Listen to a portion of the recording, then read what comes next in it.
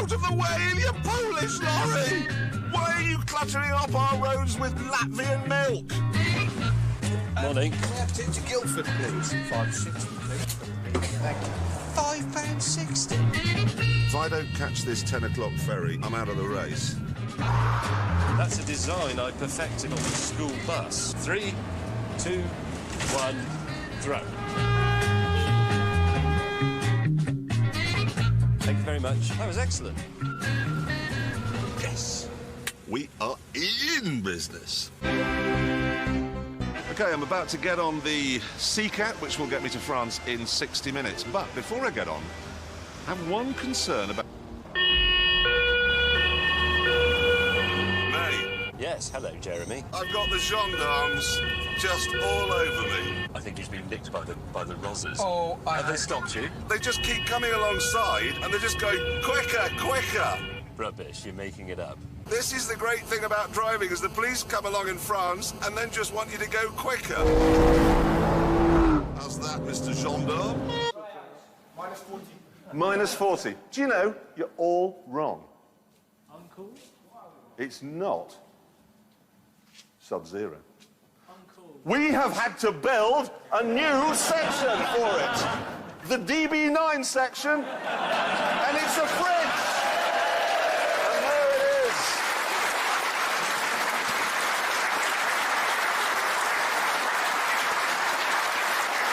We have successfully driven through Nebworth. I don't think anybody noticed. It may be top bling, but Fab 1 is largely useless on anything but wide, straight roads.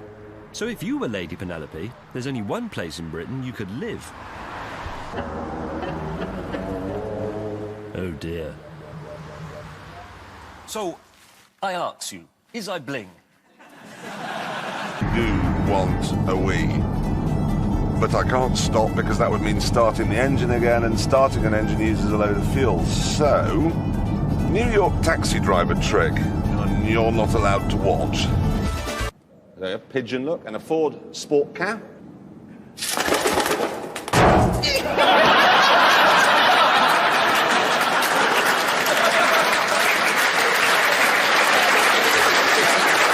The question is, which is fastest in a race, the car or this pigeon? Finally, Pigeon Central. But is it too late? Have we lost? I'm afraid so. Can I see the bird that beat us, please? There's 14 in there. 14? That really is rubbing it in. Pigeon was in at 11, 48 and 14. It was a massacre. Even without my mistake, the Pigeons would still have won by half an hour. Right, we've lost. Let's go home. Holy Mother of God, I can see the garage. Talking yards now, yards to go. This is the garage I filled up at yesterday morning. That, ladies and gentlemen, is how we do that. This car has gone from London to Edinburgh and back again with a V8 engine on one tank of fuel.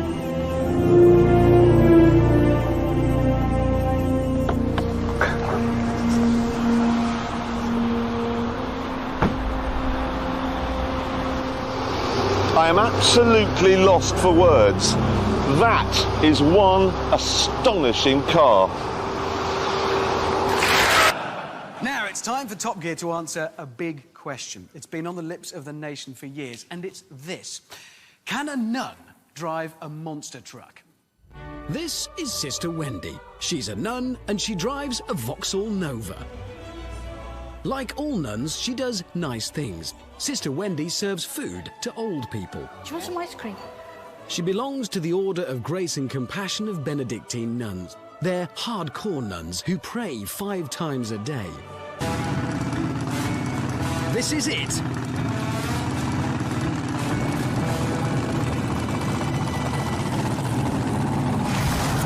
She's up!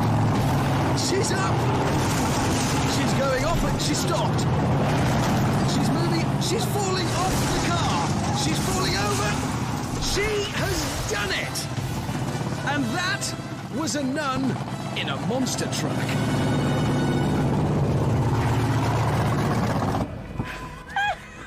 That was the coolest thing right? I have Isn't ever that all right? seen. Are you all right? Thank you, Lord. You can get... Well, you won't get in because you're... They built that car... Jesus is here! And we never knew! Wow. Who have we booked as the guest this week? Maybe he's not supposed to be on yet. Is he the guest? That would be something, wouldn't it? We'd get some viewers there. How did you do on the track, Jesus? At least I'm not too tall for my hair, eh, Jeremy? And Jesus is funny. Jesus has just said that he's not too tall for his hair. You'd edit me out anyway, wouldn't you? Shut up now, Jesus. C90 is what I've got in mind, OK?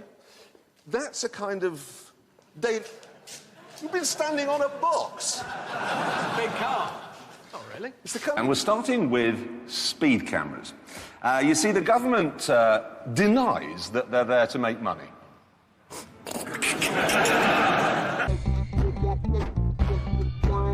Here are the cars we bought.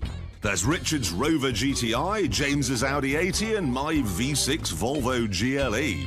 And here's the first test. Our researchers worked out how much fuel was used on the Manchester run. 30 mpg was the target for every mile to the gallon. Over that, you get a point. For every mpg under it, you lose a point. Right, I have the results of the economy run. The Volvo, 20 miles to the gallon, giving Jeremy a score of -10. The Rover, 23 miles to the gallon, giving Richard a score of -7. And the Audi, a remarkable 35 miles to the gallon, giving me 5 points. Yeah. If, for example, you dent the bodywork on the new Golf, you can now simply change the outer skin rather than incur the cost of getting a whole new panel. Like the game, it bores me to tell you, but the Golf is the one you'll want to buy. Good shot. It's not exciting, but VW have had so long now to work on it. Can anybody think of a car currently available that's uglier than an S-Type Jag? But Multipla, no, Multipla's fine. It's changed. Well, who said thank you? Have you got one? There's someone, you own a Multipla!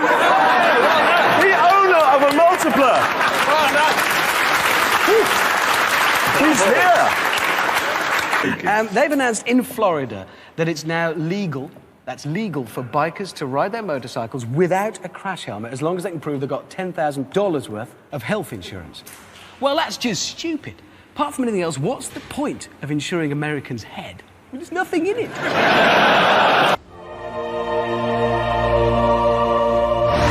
So here we are, all 3 cars together on this enormous playground. And now we must decide which is best. All we learn to begin with is just how hard it is to drive a powerful rear-drive car on wet sand. They just go sideways, constantly.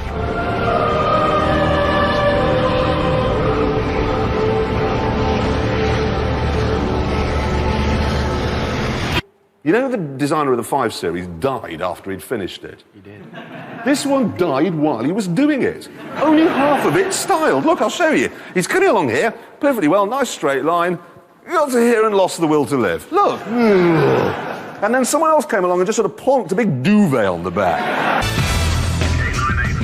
This is me. You want 388 Wimbledon Park Road to Mary. Roger, thank you. UK 99, you want Replingham Road off Merton Road.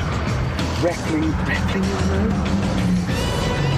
Okay, here we go. Mini cabin.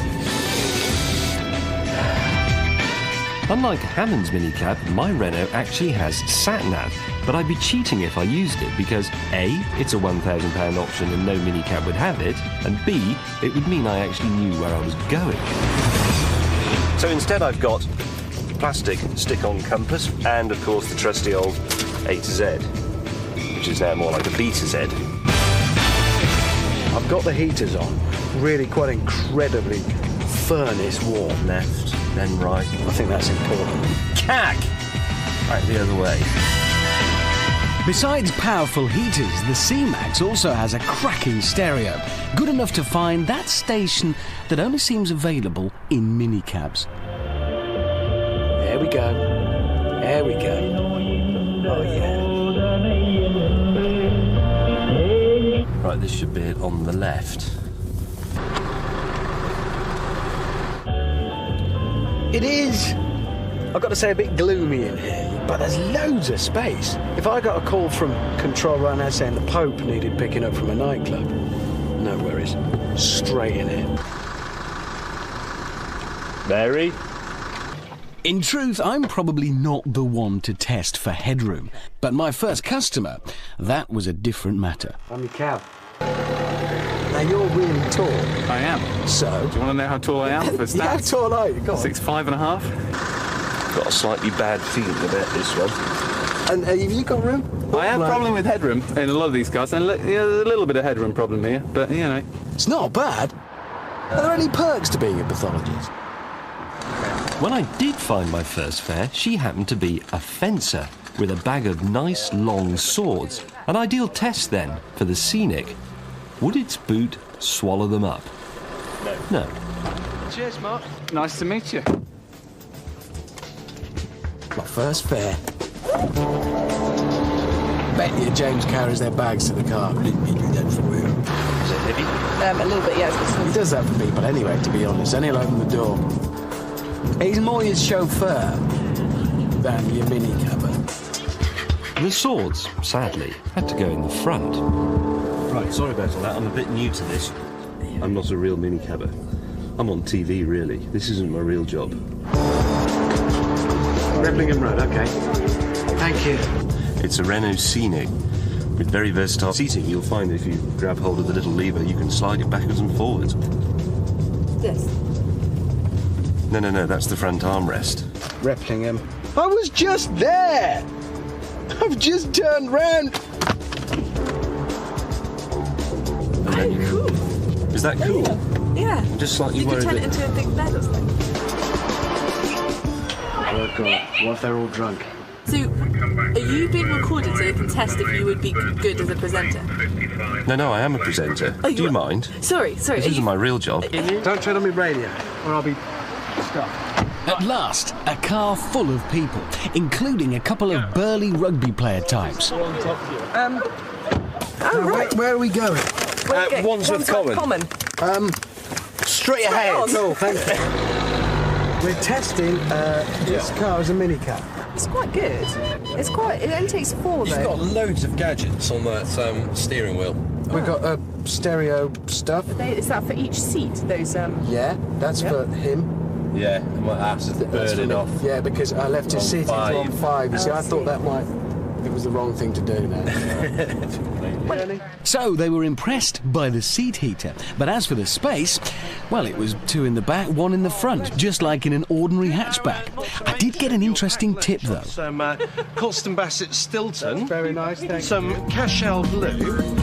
Now, the essence is, when it started a few years ago, they had a 5-star safety rating, which they thought would be unachievable. Yeah, no car would ever do that. Yeah. Renault Laguna was the first to do it. Yeah. This year's results. 5 stars has been awarded to the Vauxhall Astra, the Renault Megane convertible, the Volkswagen Golf, the Peugeot 407, the Saab convertible, Volvo S40 and the Toyota Corolla Verso. They've all got 5 stars. Kind of nearly all cars, really. It's getting a bit like those A-level results every year, isn't it? When all of a sudden everybody gets it. Have you ever been to school? Yeah, have 30 A-levels. I got 10 this year. Absolutely. So what they've started concentrating on now is pedestrian rating, is how safe you are if you get hit by one of these things. In essence, and I'm choosing the top 2 here, if you find yourself in the middle of a dual carriageway and there are 2 cars coming towards you, a Honda Jazz and a Vauxhall Astra, leap in front of the Jazz. Yeah. This would be my suggestion, because you're going to be OK. In front of the Astra, Had it. It's kind of curtains, really. That's useful advice. Yeah, it is, except for one thing. I don't really care about pedestrians. It's not going to be a popular view, that one, Jeremy. It's not, but let me explain. You see, the thing is, the Vauxhall Astra, OK, sticking with these 2 cars, 5 star for people in the front, 4 for people in the back, 1 star for pedestrian ratings, okay? So you think, okay, Honda Jazz, slightly less safe in the front, slightly less safe in the back, much better for pedestrians. Now look, in order of people I care about, my children are number 1. Yeah. I'm number 2, me. Yeah. Number 3, James coming out of the pub a bit drunk. Yeah. You know, run him down. I see where you're going. Exactly. Here we are, the camera's poised and ready, and here comes a young twalker. He's in a stolen car, he has no insurance, and he's so off his face on drugs, he's actually incapable of exceeding the speed limit. So he's completely safe. Look, no flash at all there. Now, who's this? Why, it's Osama bin Laden, the world's most wanted man. He hasn't been apprehended yet because he's realised that if he sticks to 30 miles an hour, he'll be quite safe. Yes, there we are. All that police enforcement technology and it can't catch the world's best-known terrorist. Ah, but look what we have here. It's a little old lady on her way to the village fete with some cakes. Whoops, she's inadvertently strayed up to 34 miles an hour and good, it's got her. What a maniac. The end. Right, do you remember our pickup truck? Yeah. Of course you remember our pickup truck. It's in the studio here somewhere. It's still running remarkably. What did we do to that? Everything. We set fire to it, drowned it, blew it up on the top of a building, all that sort of stuff. It still works at the end of it. Toyota have launched a new Toyota pickup truck, and they've sort of named it after our experiment. They've called that the Toyota Hilux Invincible. What? They've really named it? So we named the car? Sort of, yeah. They acknowledge the role of our TV programme in the naming of that car. That's brilliant news. That's fantastic. Perhaps this would catch on. Perhaps all cars could be named after what we think of them. Oh, yes. The Nissan 350 Noisy, for instance. The Porsche Cayenne Minger. Yes, that would be a good name. How about the Rover City Rubbish? Yeah. I like City Rubbish. The BMW 5 Ugly. Yeah, I think this is a good idea, and I think this is going to catch on. Okay, Mark, go on, man. We're at take-off power. Okay, the engines are at full power, and here comes the Mondeo. Now, can they blow this 1.5-ton car off course from 50 yards away? 3, 2... Whoa, blimey! There it goes!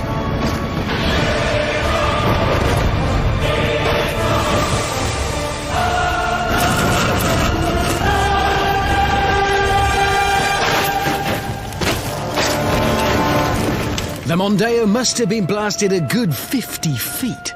But we haven't finished yet. Well, that was a modern, streamlined aerodynamic car. So let's have another go now and see what happens when we let loose the Topgear crosswind on something a little more, well, slab-sided. A Citroen 2CV. Big engine, lightweight hippie car. This should be fun. Okay, here we go again. The engines are up to 58,000 pounds of thrust. The car is released. And 3, 2, whoa, crikey! Yes, the 2CV really doesn't like crosswinds.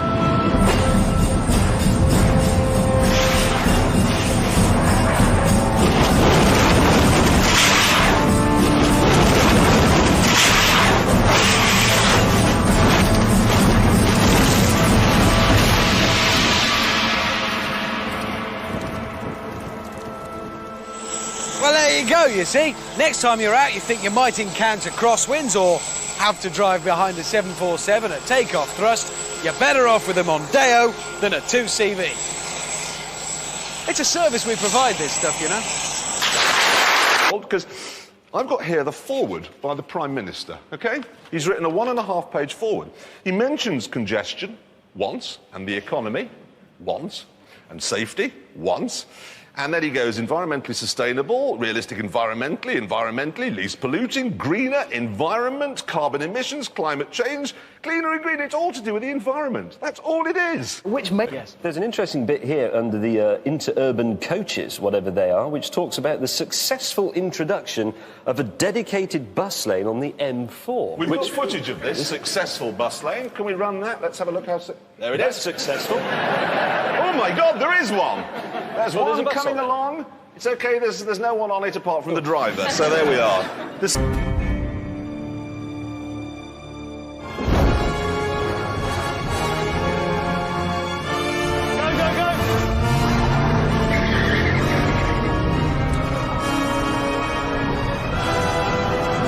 this looks good. Yes, yes! Yeah, hey!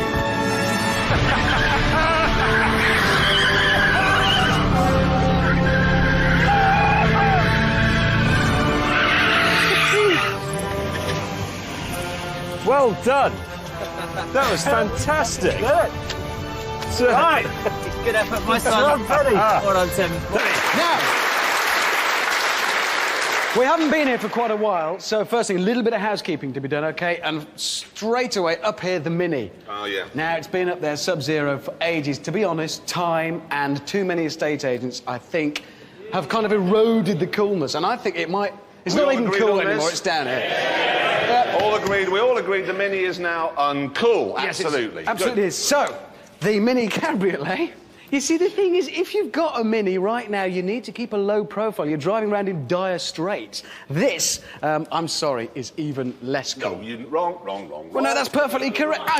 This is a serious, not seriously cool, but this is a cool car. You are joking! Let the people speak. The people speak, OK? Yes, we're speaking. It's cute, it's quirky, and it's a good girl's car too. Thanks a lot. That'll do.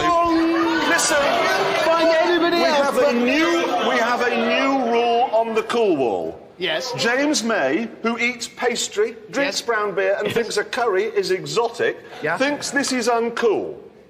He's always wrong on matters of such things. There, it's cool, and that's a thank you. I don't keep him boo. That's Jeremy Clarkson. That is going to come back and haunt you. It's a cool car. It's so It's a convertible Mini. You can't get cooler. You're wrong. People are going to laugh at you for centuries. Here is the Fiat Barchetta. Now, this... It's going to fall apart. Every time you drive it, you're going to be stopping to get out and pick up bits that have dropped off. But that's why it's cool. It's got a kind of shabby charm. Work with me on this. It has. There's a lot of blank looks. It has. It's a brave choice. It's a cool car. What? Who said it's still a Fiat? What's wrong with a Fiat? They're not good. They're French.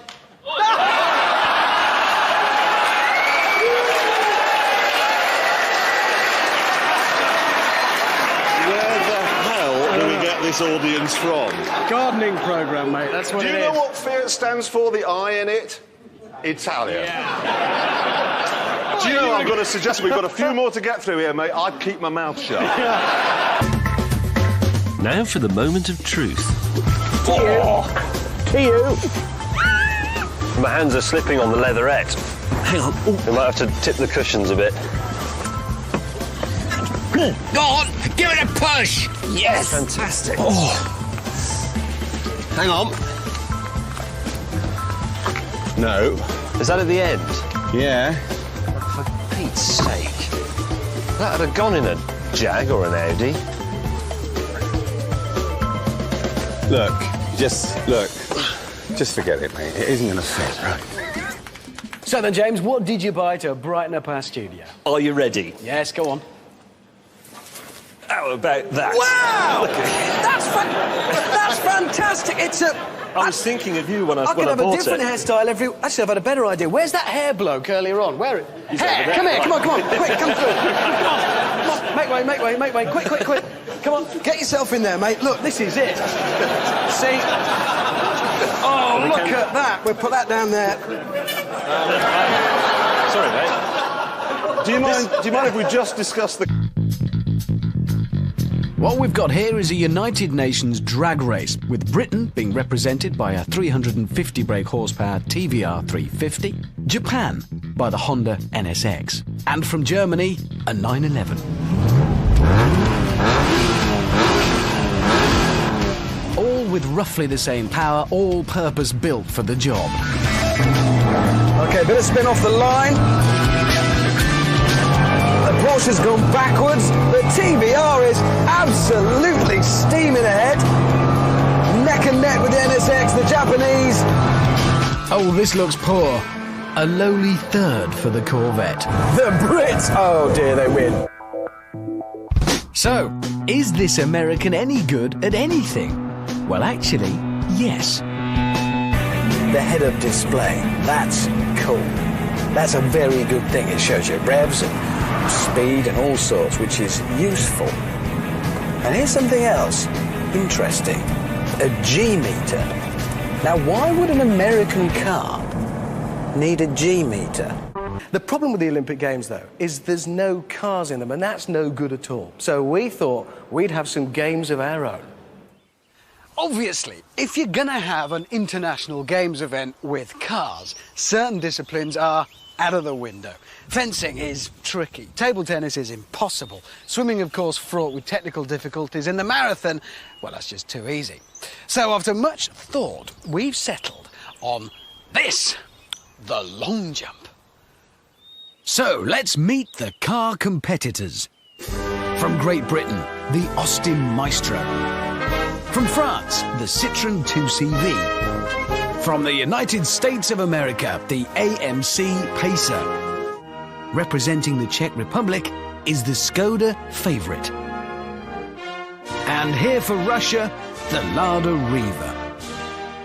Each competitor car will start from here. Now, they all have exactly the same run-up, so this should be a good test of acceleration. And it should reveal a lot about power-to-weight ratios. So they start from here, they hammer down there, sprinting towards that point in the distance from where they launch into the pit for their attempt at the long jump. So let the games begin. Bring forward the first competitor from the Czech Republic, the Favourite, the Skoda Favourite, in fact. At 11 years, it's the youngest competitor here today. So is its 1.3-litre engine up to the job?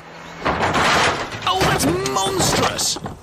The length of the jump will be measured from where the back wheels land, and the Skoda has opened the games with a very respectable 9.29 metres. Quite a target for the others to go for.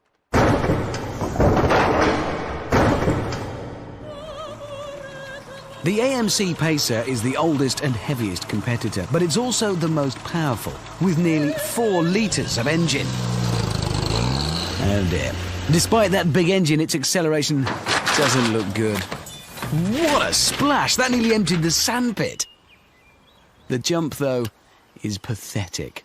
So the AMC struggles to cover 6.2 metres. Next up, from France, the 2CV. With 600 cc's under the bonnet, it's the smallest capacity car, but also the lightest. So has it got the power-to-weight ratio just right? Let's see. Oh, that looks good! And where's he going now? Well, I don't know. The French looking like they were making a bid to go straight back home there. In the end, the plucky 2CV manages 7.78 metres for France. From Russia, the Lada Riva Estate 1.5. Plenty of room in the back of this car, of course, but has it got the grunt to take it over the line?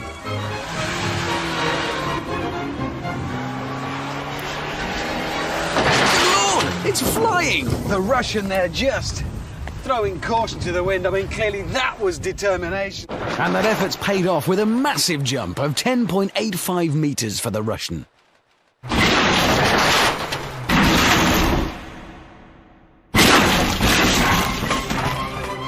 The Austin Maestro 1.3 now. It's always been underpowered.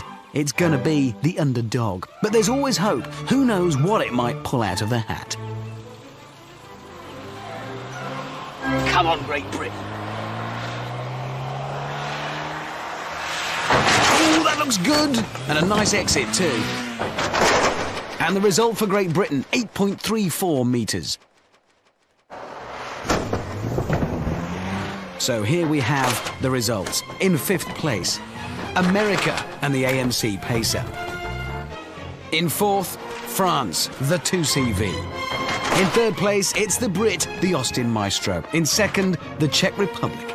But in 1st place, with a massive 10.85 metres, from Russia, the Lada Riva Estate. A true champion.